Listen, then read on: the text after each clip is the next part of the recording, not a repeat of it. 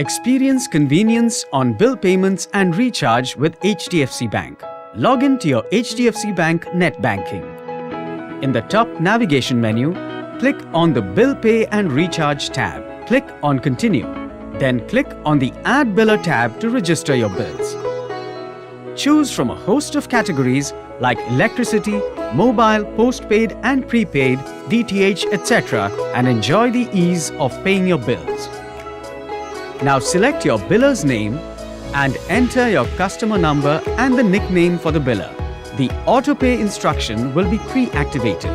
In case you wish to opt out, remember to switch off the button. For automatic payments, you can set the payment limit and choose a payment method. Once done, finally check your details and then click on Confirm to proceed. Congratulations! Your biller has been successfully added. You can now manage all your billers easily. Just go to the menu section to view your billers or modify details. Click on My Billers. Then click on the option icon to view, edit or delete the biller. To check your payment summary, click on Payments option in the menu. You will have a summary view and the status of your payments. To check your scheduled payments, click on Scheduled Bills in the menu. You will get a view of all your scheduled bill payments.